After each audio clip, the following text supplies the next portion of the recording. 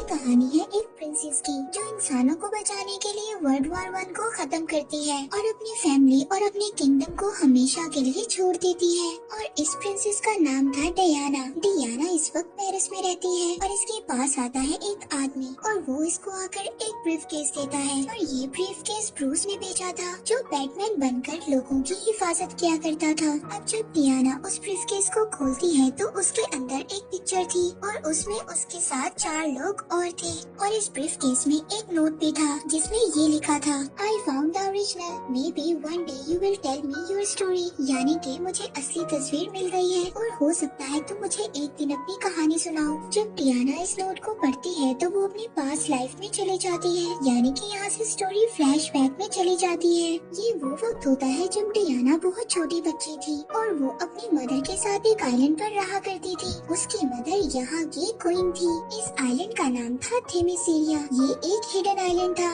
इस आइलैंड को कोई भी आम इंसान नहीं देख सकता था, यानी कि ये आइलैंड पूरी दुनिया से छुपा हुआ था। इस आइलैंड की सबसे खास बात ये थी कि इस आइलैंड पर सिर्फ फीमेल्स रहा करती थी। यहाँ पर कोई भी मेल नहीं था और यहाँ पर जितनी भी फीमेल्स थी सब बहुत अच्छी वॉरियर्स थी। ये फीमेल्स हमेशा फाइट की प्रैक्टिस किया करती थी। डियाना जो कि बहुत छोटी बच्ची थी वो इन सबको देखकर उन्हीं की तरह मूव करना शुरू कर देती है। लेकिन डियाना की मदर जो यहाँ की क्वीन है वो कभी भी नहीं चाहती थी कि डियाना कोई फाइट सीखे। वो डियाना से बहुत ज्यादा प्यार करती थी। दरअसल उन्होंने डियाना को मिट्टी से बनाया था और इसके बाद इन्होंने जूइश जो कि गॉड्स के किंग थे उनसे प्रेयर की। उन्होंने उस मिट्टी के स्टैचू में जान डाल दी जो डियाना की मदर ने बनाया था और इस तरह से डियाना इस दुनिया में आई। एक रात डियाना की मदर उसको कहानी सुनाती है। वो बताती है जूइश जो कि देवताओं के देवता हैं, उन्होंने इंसानों को बनाया। वो इंसानों से बहुत ज्यादा प्यार करते थे और उस वक्त इंसान बहुत अच्छे तरीके से आपस में रहा करते थे।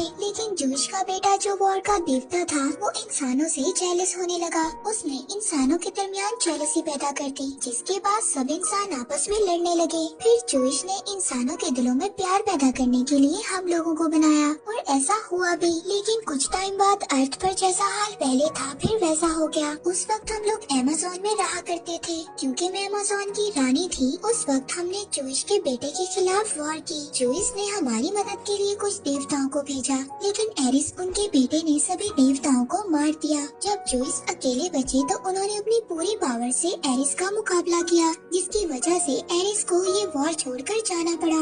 लेकिन जूइश इस बात को जानते थे कि उनका बेटा एरिस दोबारा वापस आएगा और पूरी इंसानियत को दोबारा से आकर खत्म कर देगा। इस वजह से जूइश ने हमें एक तलवार दी। उस तलवार से हम किसी भी देवता को मार सकते हैं। और फिर जूइश ने अपनी आखिरी सांसों से इस आइलैंड को बनाया। उन्होंने ऐसा इसलिए किया ताकि एरिस हमें कभी भी ना ढूंढ पाए और इसी तरह हम पूरी दुनिया से छुपे हुए हैं। क्योंकि जूइश एरिस का मुकाबला करने के बाद बहुत ज्यादा कमजोर हो गए थे और उन्होंने अपनी बॉडी को छोड़ने से पहले इस आइलैंड को बनाया। ये वही आइलैंड था जहाँ पर डियाना अपनी मदर के साथ रहा करती थी ताकि उन्हें एरिस कभी भी ना ढूंढ पाए। डियाना अपनी मदर से कहती है कि मैं उस तलवार को देखना चाहती हूँ जो जूइश ने आपको दी थी। डियाना अपनी मदर से पूछती है कि इस तलवार को कौन इस्तेमाल करेगा। डियाना की मदर उसको बताती है कि इस तलवार को सिर्फ वही इंसान उठा सकता है जो सबसे ज्यादा पावरफुल होगा। उसकी मदर कहती है तुम्हें इस बारे में सोचने की जरूरत नहीं है कि तुम्हें फाइट नहीं सिखाई जाएगी। लेकिन क्वीन को ये बात नहीं पता थी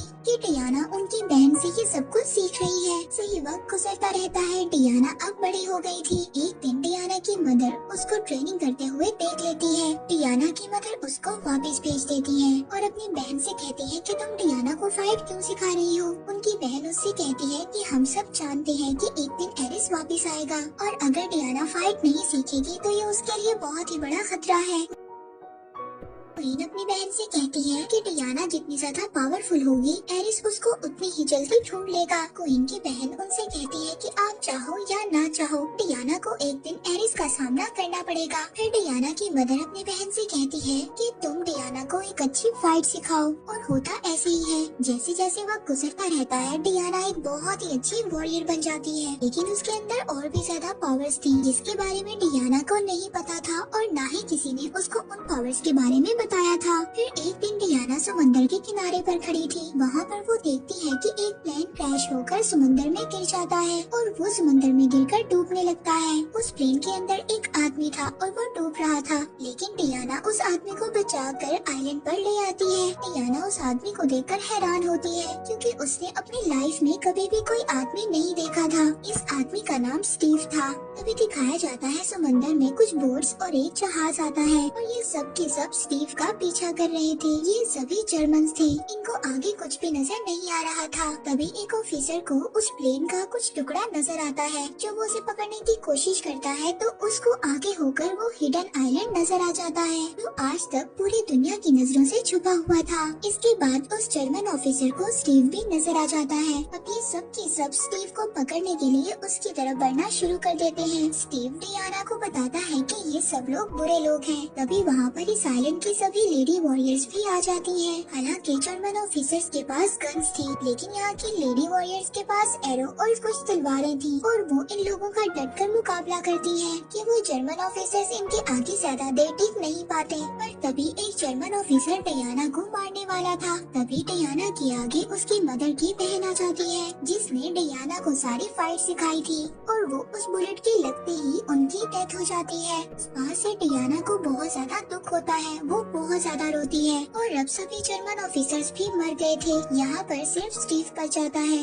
ये सब स्टीव को मारने वाले थे, लेकिन डियाना उसके सामने आ जाती है। वो सबको बताती है कि ये हमारे साथ मिलकर लड़ा था। वो सब स्टीव से पूछती है कि तुम यहाँ पर क्या करने आए थे और तुम्हारा मिशन क्या है। स्टीव उनको बताता है कि मैं एक जासूस हूँ। मैं जर्मन के कैंप में उनके ही खिलाफ जासूसी कर रहा था। जब मुझे पता चला कि जर्मन एक जहरीली गैस बना रहा है और वो जहरीली गैस बनाकर सभी लोगों को मार सकते हैं, तभी मैं वहाँ से उनकी एक डायरी चुरा कर भाग गया और इस जहरीली गैस को बनाने के लिए वहाँ के जनरल ने ये ऑर्डर दिया है। और बहुत जल्दी ऐसा भी हो सकता है कि एक कंट्री दूसरी कंट्री के खिलाफ वॉर करे और इसी तरह सब लोग मर जाएंगे। दरअसल इस आइलैंड के बाहर वर्ल्ड वॉर 1 की तैयारी हो रही थी, लेकिन इस आइलैंड पर रहने वाले लोगों को कुछ भी नहीं पता था। स्टीव कहता है कि अगर मैं ये डायरी वक्त पर अपने हेडक्वार्टर पहुंचा दूं, तो क्या पता हो सकता है ये वॉर यहीं पर रुक जाए और इस तरह लाखों लोगों की जान बच जाएगी। अब ये सारी बातें डियाना को सुनकर ये लगता है कि ये सारा काम एरिस का है। वो एक बार फिर से इंसानियत को खत्म करना चाहता है, लेकिन डियाना ऐसा नहीं चाहती थी। वो इंसानियत को बचाना चाहती थी। लेकिन डियाना अगर इस आइलैंड से बाहर गई तो वो कभी भी दोबारा इस आइलैंड पर नहीं आ सकती। लेकिन डियाना ये फैसला करती है कि वो इंसानियत को बचाएगी। अब वो वॉर में जाने के लिए अपनी पोशाक पहनती है और साथ ही वो तलवार भी ले लेती है जो जूइश ने दी थी। जब डियाना आइलैंड से जा रही होती है तब वहाँ पर उसकी मदर आती है। वो डियाना से कहती है कि अगर तुम इस आइलैंड से बाहर गई तो तुम्हें पता है कि तुम दोबारा इस आइलैंड पर कभी नहीं आ सकती और इंसानों की दुनिया तुम्हारे लायक नहीं है। इसके बाद स्टीव और डियाना जहाज में बैठकर इस आइलैंड से निकल जाते हैं। तब स्टीव उस डायरी को लेकर अपने सीनियर ऑफिसर्स के पास जाता है जो वो जर्मन कैंप से चुरा कर लाया था। जब वो सीनियर ऑफिसर्स उस डायरी को देखते हैं तो वो डायरी पुरानी लैंग्वेजेस में लिखी हुई थी। यहाँ पर किसी को भी समझ नहीं आता कि ये कौन सी लैंग्वेज में है, लेकिन डियाना इनको बताती है कि ये तो पुरानी लैंग्वेजेस में लिखी गई है। दरअसल डियाना हजारों किस्म की लैंग्वेजेस को जानती थी और बोल भी सकती थी। वो अब डायरी को पढ़ती है और इनको बताती है कि जर्मनी एक जहरीली गैस बना रहा है और वो इस गैस को फ्रंट पर छोड़ेंगे। अब यहाँ पर जो सीनियर ऑफिसर्स थे वो जर्मनी के साथ समझौते की बात कर रहे थे, मगर स्टीव उनको कहता है कि आप मुझे एक मौका दें, मैं उस हेडक्वार्टर को ही खत्म कर दूंगा जहाँ पर ये लोग जहरीली गैस बना रहे हैं। लेकिन इस बात को सीनियर्स नहीं मानते। अब डियाना को गुस्सा आ जाता है क्योंकि वो जानती थी कि अगर जर्मनी ने वो जहरीली गैस को छोड़ दिया तो हजारों लाखों लोगों की जान जा सकती है। उसकी नजरों में हर एक इंसान की जान की कीमत है। स्टीव अब डियाना को वहाँ से ले जाता है। वो उसको कहता है कि हम बातचीत करने की कोशिश कर रहे हैं। डियाना उसको कहती है कि वो एरिस है, वो किसी की बात को नहीं सुनेगा। दरअसल डियाना ने ये बात मान ली थी कि इस वॉर का जो लीडर है वो कोई और नहीं बल्कि एरिस है और वो किसी भी कीमत पर इंसानियत को खत्म करना चाहता है। वहीं पर दूसरी तरफ जर्मनी में डॉक्टर मीरू को दिखाया जाता है जो ये सब जहरीली गैसेस बना रही थी। अब उस डायरी के गुम होने से इस डॉक्टर को बहुत ज्यादा परेशानी हो रही थी। जनरल उसके पास आते हैं और उससे पूछते हैं कि तुम्हारा काम कब तक कंप्लीट हो जाएगा। डॉक्टर मीरू जनरल को कहती है कि मैंने एक नई गैस बनाई है, उसका जो भी इंसान इस्तेमाल करेगा वो बहुत ज्यादा पावरफुल हो जाएगा। वो वहाँ पर एक कैप्सूल तोड़ती है जिसका धुआं जब जनरल की नाक में जाता है तो उनके अंदर बहुत ज्यादा ताकत आ जाती है। वो बहुत ज्यादा पावरफुल हो जाते हैं और साथ ही साथ हमें ये भी दिखाया जाता है कि अब डॉक्टर मीरू को एक नया फॉर्मूला मिल गया था। वो अब इस नए फॉर्मूले से एक नई गैस बना रही थी जिस गैस से लाखों लोगों को एक ही टाइम में मारा जा सकता है। वहीं पर दूसरी तरफ स्टीव अब डियाना को वहाँ पर ले जाने के लिए तैयार हो गया था जहाँ पर वॉर चल रही थी। अब जाने से पहले ये कुछ लोगों की एक टीम बनाते हैं जो मिलकर काम करेंगे। डियाना जब उस जगह पर जाती है तो वहाँ पर लोगों को देखकर उसको बहुत ज्यादा दुख होता है। इसके बाद ये लोग बेल्जियम फ्रंट पर पहुँच जाते हैं जहाँ पर बहुत ज्यादा गोलाबारी हो रही थी और लोग मर रहे थे और सब इधर उधर भाग रहे थे। सबकी हालत बहुत ज्यादा खराब थी। तभी यहाँ पर एक औरत रुक कर डियाना से बात करती है और उसको बताती है हमसे हमारा सब कुछ छीन लिया गया और बहुत सारे लोगों को गाँव में गुलाम बनाकर रखा गया है। डियाना उस औरत से पूछती है कि ये सब कहाँ पर हुआ। वो औरत इशारा करती है वहाँ पर जर्मन का कब्जा था। डियाना अब उस जगह पर जाना चाहती थी। वो स्टीव से कहती है कि मैं यहाँ पर रहने वाले लोगों की मदद करना चाहती हूँ। स्टीव उसको वहाँ जाने से रोकता है लेकिन डियाना उसकी बात नहीं मानती। अब इसके बाद डियाना अपनी वॉरियर की पोशाक में आ जाती है और वो उस तरफ बढ़ना शुरू करती है जहाँ पर जर्मन सोल्जर्स गोलियां चला रहे थे। डियाना सभी बुलेट्स को अपनी आर्मर से रोक लेती है जो उसने अपनी बाजुओं पर पहने हुए थे। वो वहाँ पर सभी बुलेट्स का मुकाबला करती है। उसकी नजर बहुत ज्यादा तेज थी। अब सभी जर्मन्स डियाना की तरफ फायर करना शुरू कर देते हैं लेकिन डियाना के पास जो ढाल थी वो सभी बुलेट्स को रोक देती है। अब ये सब देखने के बाद स्टीव और उसके बाकी सभी साथी भी वहाँ पर आ जाते हैं और सभी जर्मन सोल्जर्स पर फायर करने लगते हैं। डियाना अब उस जगह पर पहुँच गई थी जहाँ पर जर्मन्स ने गाँव वाले लोगों को अपना गुलाम बनाया हुआ था। डियाना यहाँ पर जर्मन सोल्जर्स को बहुत बुरी तरह मारती है। उस पर वहाँ पर जर्मन ऑफिसर्स बहुत ज्यादा फायर भी करते हैं। यहाँ पर सभी जर्मन ऑफिसर्स को मार देती है। यहाँ पर जो सबके सब गाँव वाले थे वो अब सभी आजाद हो गए थे और ये सब होता है डियाना, स्टीव और उनके बाकी सभी साथियों की वजह से। यहाँ पर सभी गाँव वाले डियाना को थैंक यू बोलते हैं और यहाँ पर एक आदमी इनकी पिक्चर भी लेता है जिस पिक्चर में डियाना, स्टीव और उसके 3 दोस्त होते हैं। अब ये वही पिक्चर थी जो बैटमैन ने डियाना को भेजी थी। जिस पिक्चर को देखकर डियाना को पूरी कहानी याद आ रही थी। अब स्टीव को यहाँ पर ये पता चलता है कि जर्मन ऑफिसर्स की एक बहुत बड़ी पार्टी होने वाली है। स्टीव भी उस पार्टी में जाना चाहता था। डियाना और स्टीव दोनों मिलकर डांस की प्रैक्टिस करते हैं और फिर अगले दिन ये दोनों किसी तरह से उस जगह पर पहुँच जाते हैं जहाँ पर उन जर्मन ऑफिसर्स की पार्टी होने वाली थी।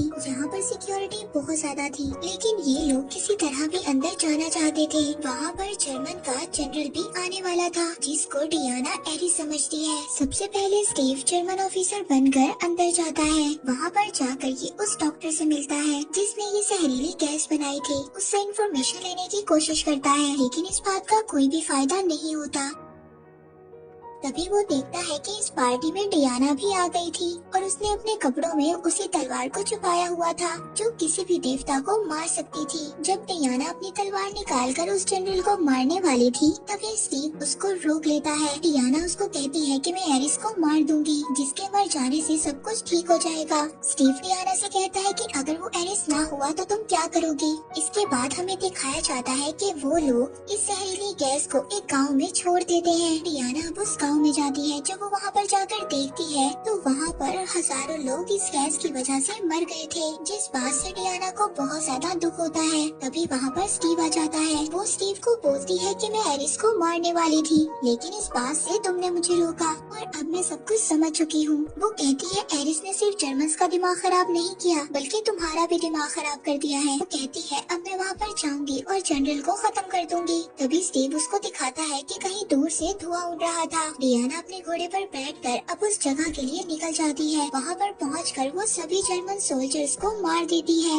इसके बाद वो उस केबिन तक पहुँच जाती है जहाँ पर जनरल थे। वो जनरल डियाना को शूट करने की कोशिश करते हैं लेकिन तभी डियाना अपने कवच से उस बुलेट को रोक लेती है। इसके बाद जनरल उस धुएं को अपने नाक में ले लेते हैं जो डॉक्टर मीरू ने बनाया था जिसके धुएं की वजह से वो बहुत ज्यादा पावरफुल हो गए थे। यहाँ पर डियाना और जनरल के बीच में फाइट होती है। डियाना अब अपनी तलवार से जनरल को मार देती है और और वो उसको मारने से पहले कहती है, मैं सभी इंसानियत की खातिर और उनकी अच्छाई के लिए तुम्हें मार रही हूँ। इसके बाद वो जनरल को मार देती है। अब उसको ऐसा लग रहा था कि इसके मरने के बाद सब कुछ ठीक हो जाएगा, लेकिन ऐसा कुछ भी नहीं होता। वहाँ पर जितने भी जर्मन लोग थे वो सभी वॉर की तैयारी कर रहे थे। देखकर डियाना बहुत ज्यादा शॉक हो जाती है, क्योंकि उसको ऐसा लगता था कि जब वॉर के किंग को मार दिया जाता है तो वॉर खत्म हो जाती है। तभी वहाँ पर स्टीव आ जाता है। डियाना स्टीव से कहती है कि मैंने एरिस को मार दिया है, लेकिन इसके बावजूद लोग वॉर की तैयारी कर रहे हैं। स्टीव कहता है कि मुझे एरिस के बारे में कुछ नहीं पता। डियाना उसको कहती है कि मैंने खुद देखा है जो बच्चे मर रहे थे, लेकिन कोई भी इंसान उनकी तरफ तवज्जो नहीं दे रहा था। ऐसा तभी होता है जब एरिस लोगों के दिमाग को अपने कंट्रोल में ले लेता है। स्टीव कहता है कि क्या पता लोग ऐसे ही हों, वो लड़ना चाहते हों। डियाना उसको कहती है कि मेरी मदर ने ठीक कहा था,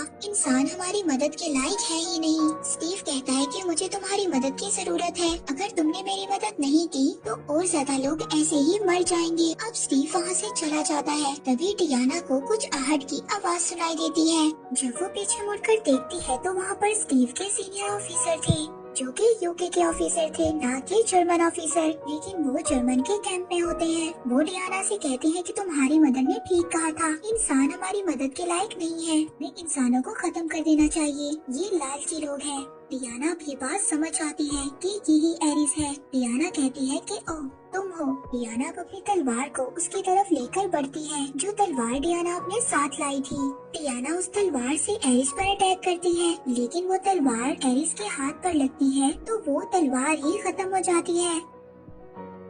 डियाना ये देखकर पूरी तरह शॉक हो जाती है, क्योंकि डियाना को ये लगता था कि वो इस तलवार से एरिस को मार सकती है। एरिस उसको कहता है कि इंसानों ने हमारे अर्थ को हमसे छीना है और वो पूरी तरह से उसको बिगाड़ रहे हैं। जब मेरे फादर ने मुझ पर अटैक किया तो उनकी अटैक की वजह से मैं बहुत ज्यादा कमजोर हो गया था और मैंने हजारों साल इंतजार किया, और आज जो सभी इंसान जहरीली गैसेस को बना रहे हैं उनके फॉर्मूलाज मैंने ही इंसानों के दिमाग में डाले थे। मैंने पहले भी कोशिश की थी, लेकिन मैं कामयाब नहीं हो पाया, लेकिन अब मुझे सक्सेसफुल होने से कोई भी नहीं रोक सकता। अब वो डियाना को विजन्स में ले जाता है। वहाँ पर जाकर वो डियाना को दिखाता है कि देखो इंसान किस तरह से हमारे अर्थ को डिस्ट्रॉय कर रहे हैं। वो कहता है कि तुम मेरे साथ मिल जाओ, हम दोनों मिलकर अर्थ पर रहने वाले लोगों को डिस्ट्रॉय कर देंगे, इसके बाद ये अर्थ हमारा होगा। वो डियाना को ये भी बताता है कि जिस तलवार से तुमने मेरे ऊपर अटैक किया था वो देवताओं को मारने वाली तलवार नहीं थी, बल्कि वो हथियार तो तुम खुद हो, जो जूइश ने अपने हाथों से बनाया था।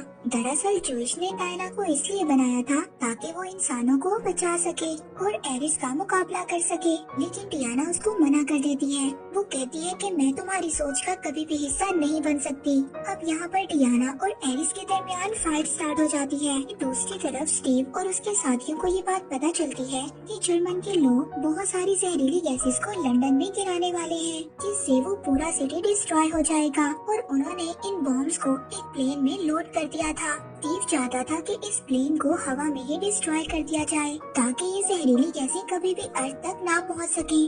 दूसरी तरफ डियाना और एरिस को दिखाया जाता है कि उन दोनों के दरमियान में बहुत ही जबरदस्त फाइट हो रही थी। अभी वहाँ पर एक बहुत बड़ा ब्लास्ट होता है। डियाना साइड पर जाकर गिरती है। वहाँ पर स्टीव आ जाता है। वो डियाना से कहता है कि मुझे जाना होगा। डियाना उसको कहती है कि तुम फिक्र नहीं करो, मैं सब कुछ संभाल लूंगी। स्टीव कहता है कि मुझे लोगों को बचाने दो, मैं तुमसे बहुत ज्यादा प्यार करता हूँ। इसके बाद स्टीव उस प्लेन पर चढ़ जाता है जिस प्लेन के अंदर गैसेस वाले बॉम्ब थे। वहीं दूसरी तरफ एरिस ये चाहता था कि डियाना उसके साथ मिल जाए, लेकिन डियाना ऐसा नहीं चाहती थी। एरिस डियाना पर अटैक कर देता है। एरिस डियाना को जमीन पर गिरा देता है। तभी डियाना आसमान की तरफ देखती है। वो प्लेन को देखती है, उसमें स्टीव था। स्टीव उस प्लेन के साथ खुद को ब्लास्ट कर देता है, जिससे उस प्लेन में स्टीव भी मर जाता है। डियाना इस चीज को बर्दाश्त नहीं कर पाती। वो बहुत जोर से चीखती है। डियाना एरिस की पावर से छूट गई थी। वहीं दूसरी तरफ स्टीव के जो दूसरे साथी थे वो उस हेडक्वार्टर को ब्लास्ट कर देते हैं, जिनमें उन जहरीली गैसेस को बनाया जाता था, और वो डॉक्टर वहाँ से बाहर निकल जाती है। वो डियाना के सामने आ जाती है। एरिस कहता है मार दो इसे, यही इंसान का असल चेहरा है, ये लोग आपस में एक दूसरे को मारना चाहते हैं। डियाना उसको मारने के लिए एक टैंक उठा लेती है। तभी उसकी आंखों के सामने स्टीव का चेहरा आ जाता है। जिसने जाते हुए कहा था कि हमेशा प्यार के रास्ते पर चलना। इसीलिए डियाना अब डॉक्टर को छोड़ देती है और दोबारा से एरिस पर अटैक कर देती है। अब फाइट में एरिस अपनी पावर्स का इस्तेमाल करता है। अब वो बिजली से डियाना पर अटैक करता है, लेकिन डियाना उस बिजली को अपने हाथों में एब्सॉर्ब कर लेती है। एरिस एक बार फिर ऐसे ही अटैक करता है। डियाना बहुत सारी बिजली को अपनी पूरी बॉडी के अंदर एब्सॉर्ब कर लेती है और हवा में उड़कर वो सारी की सारी बिजली एरिस पर छोड़ देती है और इस तरह एरिस का एंड हो जाता है। और वहाँ पर जो सभी सोल्जर्स थे वो वॉर को खत्म कर देते हैं और एक दूसरे के गले मिलते हैं और इस तरह इस वॉर का एंड हो जाता है। और इस वॉर में जितने भी सोल्जर्स थे वो दोबारा अपने घर आ जाते हैं, अपनी फैमिली से मिलते हैं। चारों तरफ खुशियाँ होती हैं। हानी दोबारा प्रेजेंट में आती है, जहाँ पर ये वंडर वुमन ये सब कुछ सोच रही थी। वो कहती है कि मैंने हमेशा इंसानों को बचाने की कोशिश की। इस कोशिश में मैंने दो चीजें देखी, एक अंधेरा और दूसरा उजाला, जो हर एक इंसान के अंदर होता है। और ये हमें खुद डिसाइड करना होता है कि हम अंधेरे की तरफ जाएं या फिर उजाले की तरफ। और मैं जानती हूँ कि दुनिया को सिर्फ लव यानी कि प्यार से बचाया जा सकता है। इसके बाद वो बैट्समैन को मेल करती है, क्योंकि उसने उसको वो पिक्चर दी थी जिसमें उसकी बहुत सारी यादें थी। और फिर हमें लास्ट में दिखाया जाता है कि वो अपने वंडर वुमन के ड्रेस में दोबारा से दुनिया को बचाने के लिए तैयार है। और इसी के साथ ये मूवी यहीं पर एंड हो जाती है।